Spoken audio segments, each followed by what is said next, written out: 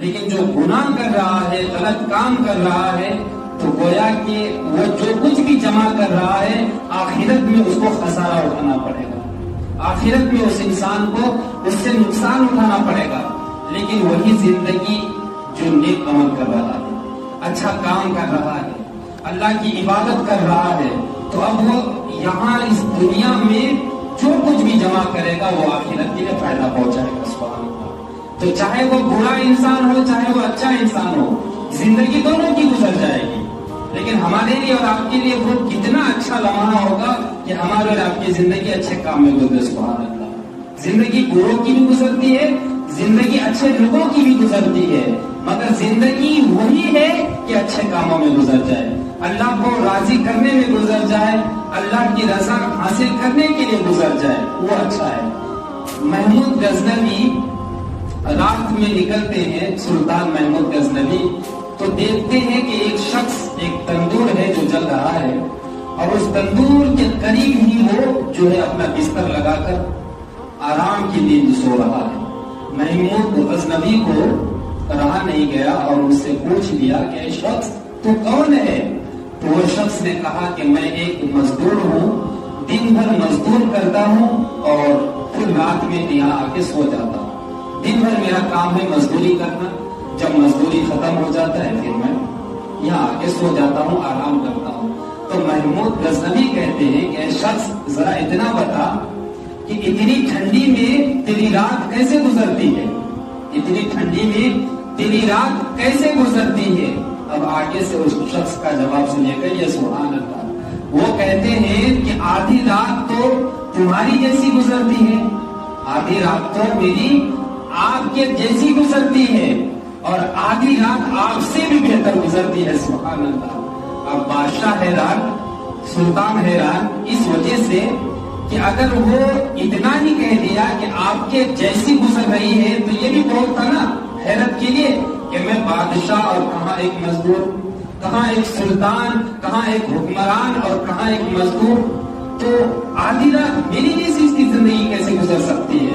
لیکن اس سے بھی بڑھ کر جو ایک بات کہہ دی کہ تجھ سے بھی بہتر گزرتی ہے۔ سبحان اللہ۔ اب وہ حیرت میں آ گیا، آگے کیا بات ہے کہ مجھ سے بہتر گزر رہی ہے؟ تو اس مزدور نے کہا کہ آدھی رات جو میری آپ کے جیسی گزرتی ہے تو میں اس تندور کے پاس سوتا ہوں، تو آدھی رات تک یہ تندور جلا ہوا رہتا ہے، تو جس کی گرمی کی وجہ سے میں تمہارے ہی جیسا سکون کی نیند سوتا ہوں، جیسے تم سکون سے سوتے ہو میں بھی اسے ہی سکون کے ساتھ سوتا ہوں۔ اور جب نصف رات گزرتی ہے، آدھی رات ختم ہو جاتی ہے، تو اس کے بعد یہ تندور بجھ جاتا ہے، یہ تندور بجھ جاتا ہے، اس کی آنکھ بجھ جاتی ہے، تو پھر میں اٹھتا ہوں اور اٹھنے کے بعد اپنے رب کی عبادت میں مشغول ہو جاتا ہوں، اس وجہ سے میری آدھی رات اس سے بہتر گزرتی ہے۔ اب دیکھو کیا کمال کی بات اس نے کی کہ جب آدھی رات رہتی ہے تو تمہارے برابر سکون کی نیند سوتا ہوں، اور آدھی رات کے بعد میں اس لیے تمہاری زندگی سے میری رات بہتر گزرتی ہے کہ وہ آدھی رات اٹھ کر اللہ کی عبادت میں مشغول ہو جاتا ہوں، چاہے غریب ہو وقت چاہے امیر ہو، دونوں کا ہی گزر جاتا ہے۔ آج اگر ہم اور آپ کسی سے کہہ دیں کہ چلیے نماز کے لیے یار کچھ اچھا کام کر لو، کچھ اچھا کام کر لو، یہ دنیا میں کچھ بھی نہیں ہے، تو آگے سے بندہ کہنے لگتا ہے کہ اگر اللہ مجھ سے راضی نہیں ہوتا تو آج میں اتنا دولت مند تھوڑی نہ ہو جاتا۔ یعنی انسان اگر نماز پڑھنے نہیں آتا ہے یا کوئی کام نہیں کرتا ہے نیک عمل، تو وہ کہتا ہے کہ اللہ مجھ سے راضی ہے تبھی نہ اتنی ساری چیزیں ہیں میرے پاس، تو اس چیزوں کو بیوقوف بندہ اللہ کی مرضی کو سمجھ لیتا ہے، وہ سوچتا ہے کہ اللہ مجھ سے راضی ہے۔ اب بتاؤ کہ کہیں ظالم بادشاہ، ظالم حکمران بیٹھ کے غریبوں پر ظلم کر رہا ہے، تو کیا جو ظالم بادشاہ ہوتا ہے وہ بھی اللہ کی مرضی ہے؟ تو اس بادشاہ سے اللہ راضی ہے؟ ہرگز راضی نہیں ہے۔ اگر وہ بادشاہ ظلم کرے گا تو کیا اللہ اس کو عذاب نہیں دے گا؟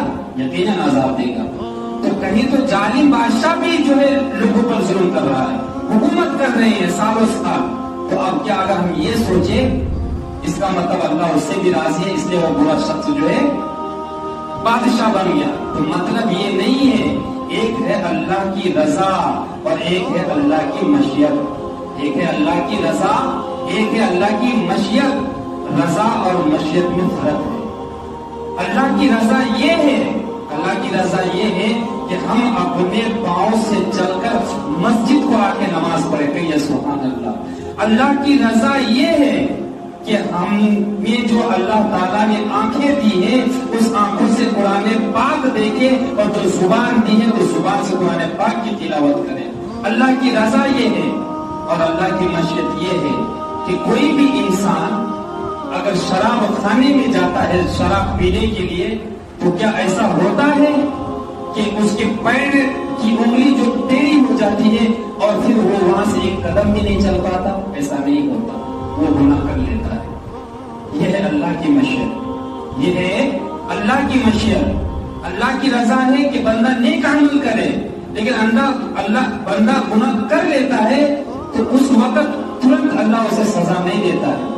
اللہ چاہے تو سزا دے سکتا ہے، لیکن اللہ کی مشیت ہے کہ کوئی بڑا شخص چوری کرنے جاتا ہے تو ایسا نہیں ہوتا ہے کہ چوری کرنے سے پہلے اس کا ہاتھ اٹک جاتا ہے اور وہ اس چیز پر اپنا ہاتھ ڈال ہی نہیں پاتا ہے، بلکہ چوری بھی کر لیتا ہے۔ یہ ہے اللہ کی مشیت۔ لیکن اللہ کی رضا کیا ہے؟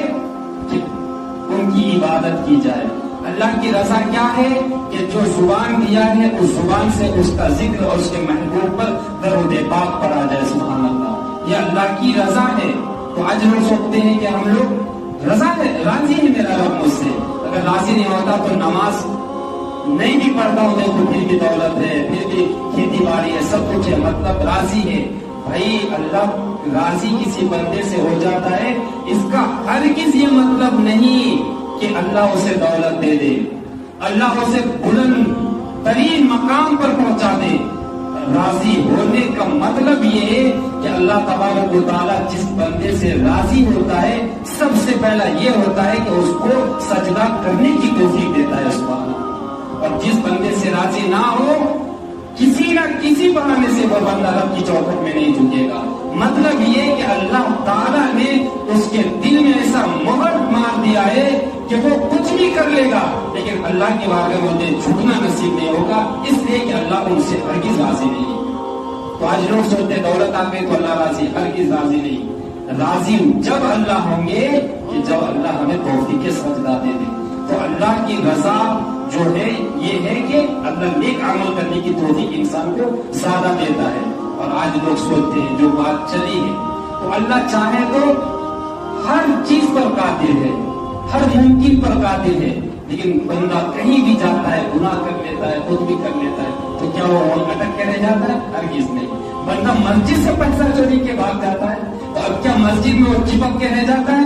پھر بعد میں گاؤں کے لوگ آتے ہیں اور اس کو پکڑتے ہیں کہ بھائی تم مسجد کے پیسے کیوں لے کے جاتے ہو؟ نہیں، یہ اللہ کی مشیت ہے کہ آج تو میرے گھر سے چوری کرنا ہے کر لے، کل قیامت کے دن تجھے پکڑوں گا۔ اگر تو اللہ کی مشیت ہے کہ وہ ہمیں گناہ سے نہیں پکڑتا۔ انسان کبھی پکڑا جائے وہ ایک الگ بات ہے، انسان کبھی پکڑا جائے وہ الگ بات ہے، لیکن انسان جو کرتا ہے انسان کے پیر میں خارش پیدا نہیں ہوتا، ہاتھ ٹیڑھے نہیں ہو جاتے، منہ ٹیڑھا نہیں ہو جاتا، انسان اندھا نہیں ہو جاتا، انسان کسی کو چھونا چاہا اور اچانک آنکھوں کی روشنی چلی گئی، ہرگز نہیں ہوتا ایسا۔ اللہ نے چھوٹ دیا ہے جو مرضی ہے کر لو، لیکن آخرت کا جب دن ہوگا اس میں میں حساب لوں گا۔ تو اے لوگوں وہ ہمارے اوپر ہے، ہماری بھی زندگی